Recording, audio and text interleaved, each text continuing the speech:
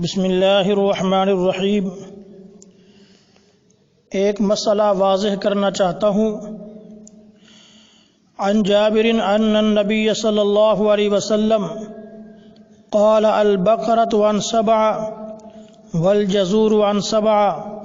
حضرت جابر رضی اللہ تعالی عنہ سے روایت ہے کہ رسول کریم صلی اللہ علیہ وسلم نے فرمایا کہ گائے یا بیل کی قربانی 7 آدمیوں کی طرف سے، اور اسی طرح اونٹ کی قربانی بھی 7 آدمیوں کی طرف سے ہو سکتی ہے۔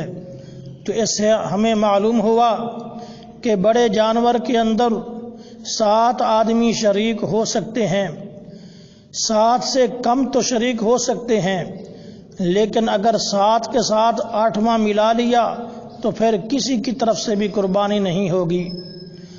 اور جو 7 آدمی ایک جانور کے اندر شریک ہوں گے ان سب کی نیت ایک ہو، یعنی محض اللہ کی رضا کے حصول کے لیے ہم قربانی کر رہے ہیں، یہ سب کی نیت ہو، گوشت کھانے کی نیت نہ ہو۔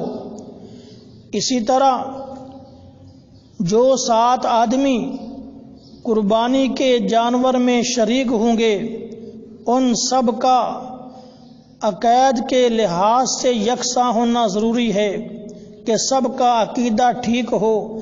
اگر کوئی باطل مذہب والا، باطل عقیدے والا ان کے اندر شامل ہو گیا تو کسی کی بھی قربانی نہیں ہوگی۔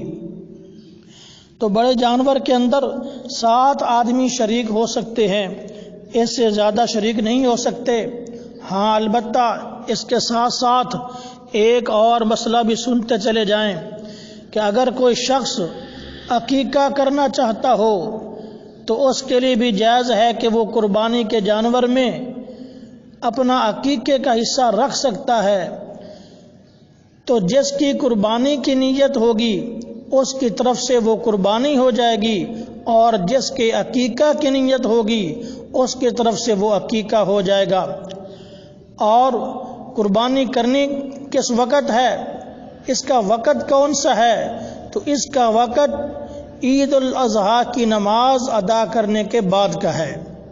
عید کی نماز پڑھنے سے پہلے غیر مسلم قربانی کرتا ہے، مسلمان کو حق نہیں بنتا کہ جب تک عید کی نماز نہ پڑھے اس سے پہلے قربانی کرے، یہ مسلمان کا حق نہیں ہے۔